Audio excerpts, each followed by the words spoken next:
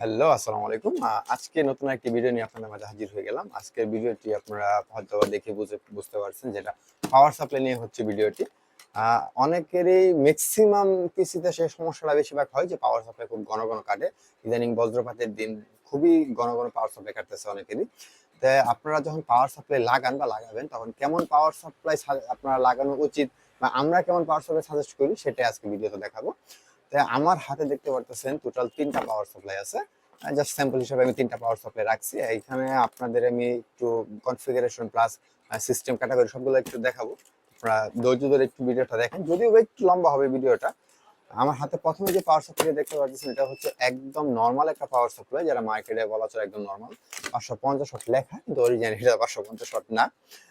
তারপরে হচ্ছে এটা বক্স ছাড়া খোলা আসে, এটা হচ্ছে একদম সবচেয়ে লোয়েস্ট বাজেটের পাওয়ার সাপ্লাই। আর বলেও এই পাওয়ার সাপ্লাই গুলো আপনাদের কিনা উচিত না, কারণ হচ্ছে এগুলো পিসি খুবই ক্ষতি করতে পারে। যদি বজ্রপাতের ক্ষেত্রে পাওয়ার সাপ্লাই খুবই বড় একটা ভূমিকা রাখে, পুরা পিসির হার্ট বলা হয় পাওয়ার সাপ্লাইকে। তো সেই ক্ষেত্রে হার্ট যদি ভালো না থাকে, তাহলে আসলে পিসি ভালো হয় না। আচ্ছা, আপনার দেখা গেছে পাওয়ার সাপ্লাই কেনার ক্ষেত্রে আরো বেশ কিছু গুরুত্বপূর্ণ জিনিস হচ্ছে আপনার পিসিটা কত ওয়ার্ডে চলবে এবং আপনার গ্রাফিক্স কার্ড কোনটা আছে, অথবা গ্রাফিক্স কার্ড যদি ভবিষ্যতে লাগাইতে চান, তাহলে কোন গ্রাফিক্স কার্ডটা লাগাবেন, ওই গ্রাফিক্স কার্ডের পোর্ট কি অলরেডি পাওয়ার সাপ্লাই আছে কিনা, এগুলো আপনাদের দেখতে হবে। এবং আরেকটা মোস্ট ইম্পর্টেন্ট জিনিস হচ্ছে পাওয়ার সাপ্লাই কি 80+ বন্ড সার্টিফাইড কিনা, এটা আপনাদের দেখতে হবে। কারণ হচ্ছে 80+ বন্ড সার্টিফাইড হচ্ছে পাওয়ার সাপ্লাইয়ের একটি গুরুত্বপূর্ণ ফিচার। কারণ হচ্ছে আপনার যখন পাওয়ার সাপ্লাই গুলো মার্কেটে আসে, তখন দেখা গেছে নর্মালি অনেক কোম্পানি অনেক ধরনের পাওয়ার সাপ্লাই বানায়, কিন্তু 80+ বন্ড সার্টিফাইড যেগুলো, এগুলো হচ্ছে পিসির জন্য 100% সেফ একটা পাওয়ার সাপ্লাই। তো সেই ক্ষেত্রে এরপরে যে পাওয়ার সাপ্লাই দেখা যাচ্ছে, এটা হচ্ছে বেলুটবের 200 ওয়াটের অরিজিনাল একটি পাওয়ার সাপ্লাই। এটা মোটামুটি কোয়ালিটি সম্পূর্ণই, এটা একবারে খারাপ না।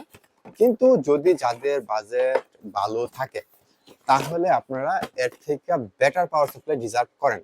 আর এই পাওয়ার সাপ্লাই হচ্ছে 200 ওয়াটের একটি পাওয়ার সাপ্লাই, কিন্তু ম্যাক্সিমাম অনেক পিসি আছে যেগুলো ওয়াট কনজিউমার আরো বেশি লাগে, সেই ক্ষেত্রে এই পাওয়ার সাপ্লাইটা তাদের জন্য কার্যকর না।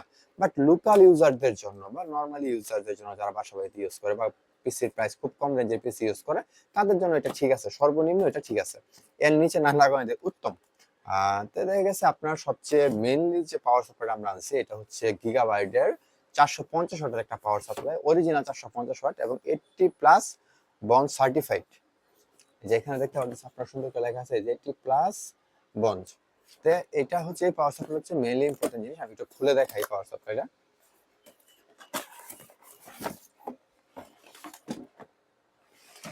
এই যে এটা দেখতে পাচ্ছেন, এটার ভিতরে একটা ইউজার ম্যানুয়াল, ওয়ার্কশিট, এই হচ্ছে আমাদের সেই কাঙ্ক্ষিত পাওয়ার সাপ্লাইটি। ও মাই গড, বিশাল ওজন পাওয়ার সাপ্লাইটা, হেভি ওয়েট, সম্ভবত 4-5 কেজির মতো হবে এভারেজে।